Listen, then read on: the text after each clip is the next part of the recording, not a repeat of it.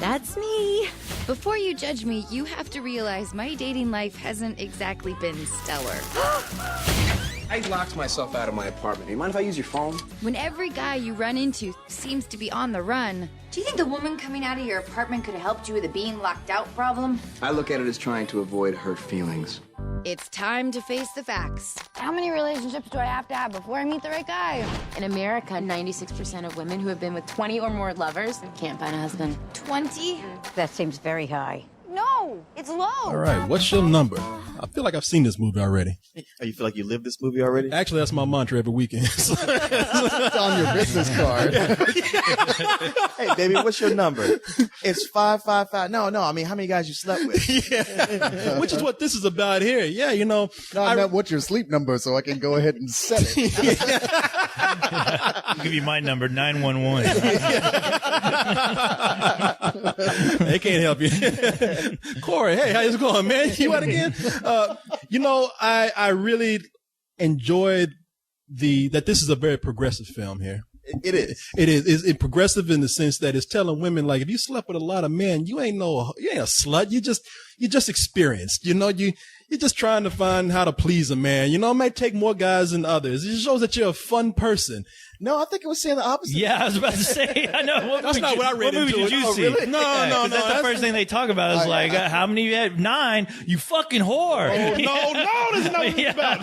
Sluts are fun. I was going to say, we all know that. Yeah, I'm with Corey on this one. I didn't see this movie when people were like, man, whatever that girl, she likes to sleep with people. I was like, so you're saying stay away from her? I know. It's one aspect of it that's written from the female perspective. Yeah. Is that whole thing The of like cattiness about that? No, well, you know what? The thing is, it's so playful about it Yeah. that it never feels harsh or even terribly judgmental. If it is, it's in such a fun way. You're like, what the hell? So it's not like a sex and the fuck you. Yeah. You know, maybe we need to make an answer to this movie because I really do feel like poor Anna Faris was being misrepresented in this, especially for a chick who knows that she looks good and loves to just bear it all. She's like, I'm not going to show you everything, but she will show that ass every time every chance she gets. And fuck Rachel McAdams. Oh yeah. No, there's a lot in this movie that she does. I mean, she goes swimming naked. She plays basketball in a bra and see-through panties. I mean, Which is the hottest scene in the movie, by the way. oh yeah, this It's girl is extremely pregnant. hot. When that security guard starts walking in, you want to beat him over the head with a flashlight. Stop, man. Yeah, Come up and choke him it's out amazing to and me drag him out. how my heart on just completely disappeared as soon as the first shot of that security guard was his stomach, and it was like the camera was going up. I'm like, really? You had to fuck up that beautiful moment. I don't know what this movie is about. What I'm getting so far is that Anna Faris is a hot slut that we're all rooting for, but her friends are kind of bitchy. Well, Oh, dude, you got it. oh, okay. Yeah. fair Yeah, enough. Now, this is based on the book 20 Times a Lady, which is by Karen Bosnick. And Anna Faris is a girl who's having a really bad day. She gets fired from her job, has to get all her stuff and ride the subway home with a bunch of stinky people. And then she's reading a magazine to just clear her mind. And it just so happens that she reads an article telling her that if you've slept with this many number of guys, then you a hoe. You know? Well, yeah, it's more like it says like the national average of American women is 10 sex partners. So anything over that, she's like 10. That's kind of low. And this old homeless woman is like, nah, you are a straight up hoe. If you had that. She's like, oh, Well, shit. you said she was a hoeless woman, so that was her problem. She wasn't enough of a hoe, apparently. Now she's living at the street. See what happens, ladies? This girl, now she reads it. She's not exactly double that number yet. She's at 19.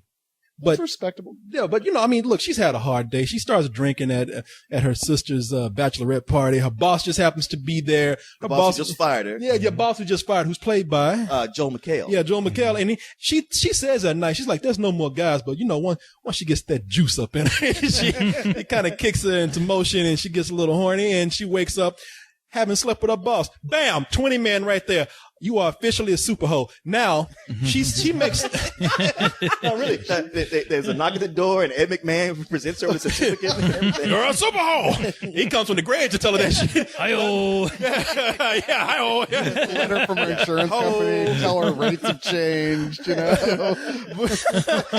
But she says, she does take a stand there. She's like, look, The next guy that gets up all in this vagina right here is going to be the guy that earns it. He's going to be the guy that's going to be the one. That guy's going to have to be on his way to marry me before we do anything. And she says, you know something? I got so many men behind me. Maybe one of these guys was the guy that was meant for me, but I was too busy being a hoe and I just didn't see it clearly. Well, she got all those guys behind her because clearly you can't feel any friction going in the front anymore. It was kind of clever, or in a rationalizing way, where she says like, okay, look, I can't go above 20, so I can still fuck the old guys I had before, and that way I'm not increasing my number of sex partners. Yeah, technically that's true. It's like they were pulling Ferris Bueller, where they get in the car and they try to put the car in reverse. Yeah. And for some reason they think that's going to help. It's going to reduce the number. work. This is like the memento of fucking. You know, it's she I goes thought that was your life. not yet You're writing things on your palm. Yep, slept with her. to infinity and beyond, my friend. Vaginity and beyond. But Like an old biplane. He's got a tattooed on him like a bunch of little woman symbols. you know, she gets her neighbor across the street to help her neighbor Colin, who's very hot. He's played by Chris Evans. Oh, I thought it was played by Corey Coleman. This guy, he has all these women coming over. He's trying to duck out on them. I know. It's like if you were Anna Faris, I'm always showing up at your place. Man, that bitch ain't left you. Let me in, man. But Yeah, no, you actually do that though. What do you mean if you would like that? Chris Evans is apparently the white version of me in this movie. Her and Anna Faris's character, they make a deal. She says, you know what? You're a hot guy that's always wanting to fuck me. Too bad you caught me at a bad point, because I'm cutting everybody off like that, and especially guys like you. But you can come over to my apartment and hide from these chicks that you don't want to be with and wait for them to leave, as long as you help me, because you have a family that has a history of police work. Track these guys down and let me find Mr. Right. It's funny because that sounds so convoluted. It does. And yet somehow in the film, it just like, they just rush through it. And you go like, all right, I'll go with it. Well, it's that kind of film, man. It's like, it's a combination of a female raunchy comedy, of a romantic comedy, and I guess somewhat of a fantasy, because this shit can never work out in real life. But what I liked about it is that we've been seeing so many raunchy comedies that just go overboard now. I mean, they feel like they almost got to shock you with a bunch of things. And this one seemed to start out that way at first. And as the movie progressed, it pulled back on that. Yeah, I mean, it starts out, it feels so much like, okay, here we go. It's Bridesmaids all over again. And Cole's even pointed out, like, one of the gags was like straight out of It was Bridesmaids. completely straight out of fucking Bridesmaids, yeah. Which gag was that? It's the scene at the beginning where she wakes up and she feels like she's not pretty enough, so she sneaks into her bathroom, puts on her makeup and lipstick, and runs back into the bed. So when the guy wakes up, it's like, oh, you look so beautiful. I was That's like, the exact wow. same beginning as Bridesmaids. Yeah. Yeah, so it's like, okay, it's another one of these, except with a younger, hotter chick. And see, that thing that you're talking about of seeing jokes done in other movies and done better is one of the things that disappointed me the most about this film right here. For every laugh that I got, for every good laugh that I got, there was another joke or another plot line or story device that I have seen not only done better in other movies, but seen recently and seen done over and over again. For example, one of the things that I just groaned and rolled my eyes at in this film is when Anna Faris is at a dinner party or a wedding party, whatever she's doing, and they stop to allow her to do the awkward toast. And I've seen that awkward toast done in several movies, including Bridesmaid recently. And not only has it been done better in other movies, but it wasn't even necessary in this film right here. The movie didn't need it at all. And if this movie had resisted the temptation to do tired jokes like that, this would have been a more solid film for me. And yet, the movie starts having these jokes that are like, wow, that was actually genuinely funny. Mm-hmm. Or that caught me completely off guard. Or like Corey says, it doesn't go overboard. Like, there's a lot of places where you expect, okay, here comes the fart joke. Okay, here comes the shit joke. Mm-hmm. Here comes the dog joke. Okay, here comes the joke where the dog shits and farts.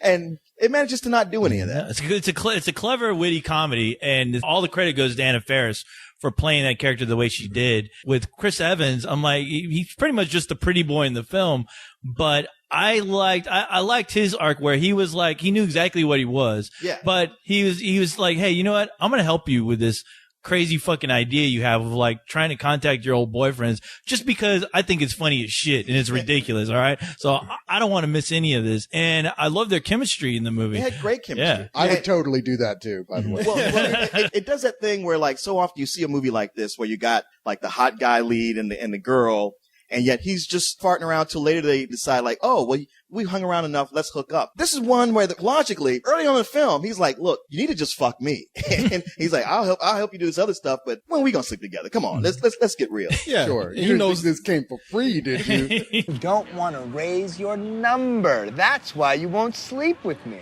I don't know why girls care so much about their number anyway. You guys all have this ideal girl in your minds.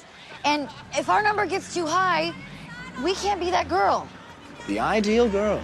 Tell me about it. You know, you can take her home to the family. She's smart, but not smarter than you. And she bakes apple pies with your mom and plays catch with your handicapped sister. But then when you're alone, she takes off her glasses and puts on a vinyl catsuit. That girl doesn't exist. If she did, I'd be sleeping with her. And what kind of guy cares about how many people you slept with anyway? Decent guys. it must be the most frustrating thing for him too, because it's a guy that gets a woman, every night to come home with him. And he finally gets around to this girl who, would probably suck a dick at the drop of a dime, and he can't get her, but it's cool to see him like take it on, like, all right, you know what? I'm not worried about it. Somebody take your place quickly. I can afford to have platonic relationships with women because it's only a matter of time before I break your ass down, but they're right. They do have this great relationship that they build throughout the film. I buy them as friends. Where the movie fails to me, and it fails in light of knowing what this movie is. The reason why I brought up that it's a raunchy comedy and the reason why I brought up that it's a romantic comedy, because in both those areas, you don't expect too many realistic things in a movie. Things are a stretch. You know how they're going to play out, and you just accept it. And I was able to accept a lot of that kind of stuff in this movie because it is very wacky when, you get right down to it. But when they wanted me to buy that there was a potential romantic relationship between Chris Evans and Anna Faris, even for a movie that's a stretch like this, I couldn't at all. By the end of it, I was